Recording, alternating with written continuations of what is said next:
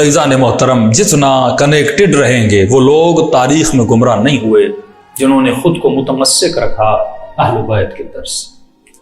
11वें इमाम इमाम हसन अस्करी अलैहिस्सलातु वस्सलाम,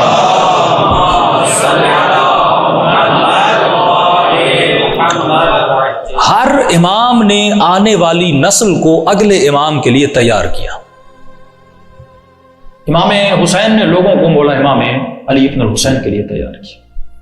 मौला इमाम ज़ैनुल आबिदीन ने 20,000 गुलाम खरीदे और उनको आज़ाद किया और उनको तैयार किया ताकि वो इमाम मोहम्मद बाक़र की इमामत को माने, मारिफत दी उनके।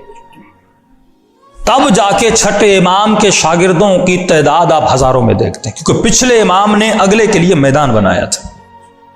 ये बनता गया यहां तक कि 11वें इमाम ये लोगों को तैयार करते थे ताकि नस्लें आने वाले इमाम के लिए तैयार हो जाएं।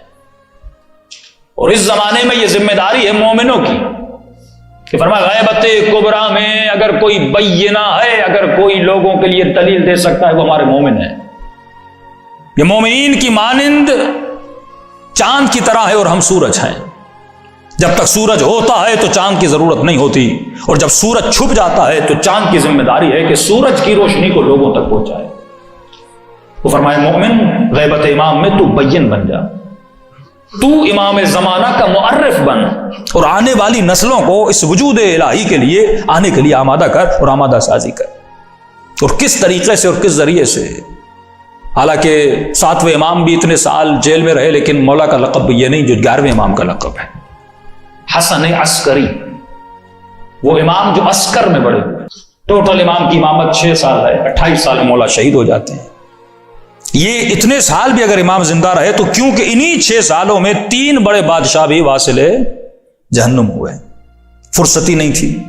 एक ने ऑर्डर दिया जब ये कूफे के रास्ते पे जाए इनको मार दिया जाए, लेकिन जिस रात ऑर्डर दिया अगले दिन वो खुद मर गया। तो फिर अगला बादशाह परेशान हो गया। और इनको अस्कर में क्यों रखा गया? क्योंकि जानते थे जो 11वां होगा और उसका जो 12वां पैदा होगा वो हमारी तमाम हुकूमतों को तबाह बर्बाद कर देगा। तो फरमाते मसल इमाम ज़मान बिल्कुल मसल हजरत मूसा की तरह है।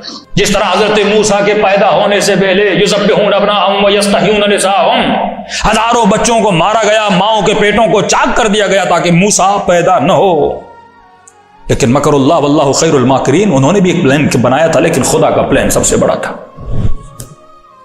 यह अजीब मकाम है कि जब बीवी ने हजरत मूसा को उसके हवाले में डाल के पानी में छोड़ दिया, अल्लाह ने जिस मूसा को मारना चाहता था उसी मूसा को फिरौन के घर में बड़ा करके दिखाया। कहा फिरौन ये तेरे सीने पे बड़ा होगा और तेरी दाढ़ी के बालों को नोचेगा। फिरौन को सबसे बड़ा गुस्सा यह था, अरे जिस बच्चे को मैंने पाला आज मेरे सामने खड़ा हो गया है। तो यही सिलसिला इमाम ज़माना का था। फरमाया मर्दों को भेजा जाता था जासूसी के लिए, औरतों को भेजा जाता था, यानी मर्दों को भी चेक किया जाता था, औरतों को औरतों के लिए भेजा जाता था, चेहरों को चेक किया जाता था, हकीमाओं को भेजा जाता था ताकि चेक किया जाए इस घर में किसी खातून के पेट में बच्चा तो नहीं है। कि मौला की जो खुद विलादत है वो एजाज से विलादत हुई, मौजूदे से। सिर्फ एक गुलामा है जिसको पता है, 5 साल इमाम सरदाब में बड़े हुए, बाहर भी नहीं निकल रहे। घर के गुलामों को भी नहीं पता कि इस घर में एक बच्चा पैदा भी हो चुका है और बड़ा भी हो रहा है। वो बीबी हकीमा खातून है, जब उनको बताया जाता है कि आज विलादत होने वाली है, वो भी पूछती है मैंने तो कोई आसार नहीं देखे। का नहीं, ये मेरा बेटा मोजज़े से पैदा होगा, एजाज इमामत से पैदा होगा। शिया इतने खफकान में और इतनी परेशानी में कि इमाम से रब्त कैसे बरकरार करें, मिले तो कैसे मिले, मिलने पर पाबंदी है। जैसे आपके मोहल्ले में सब्जी वाला आता है, फला फला आता है और आवाजें देता है जैसे आलू चाहिए, सब्जी चाहिए, जैसे घी चाहिए। वो जमाना था, ये आते थे इमाम के दरवाजे पे खड़े होते थे। इसी दौरान की मौला उससे कोई सब्जी लेते थे, इसी दौरान रद्दो बदल होता था कि शिया पूछ क्या रहे और इमाम जवाब क्या दे। जब घी देने आते थे तो घी की देगचियों में नीचे इमाम सारे सवालात को रख देते थे और उस बहाने फिर शिया उन सवालात को पढ़ते थे। इस तरह मुआशरे को तैयार किया गया कि एक इमाम आएगा। और कई सालों तक लोग जो वजूहात लेकर आते थे, खुम्स लेकर आते थे, वो इमाम ज़माना की जगह पे मौला के भाई जनाबे जाफर कज़्ज़ाब लेते रहे। वो अमानतों को मैं इमाम हूं, लोगों से खुम्स, लोगों को क्या पता, दूर से आते थे, कहते थे हाँ भाई है, यकीनन ये होगा, देकर जाते थे।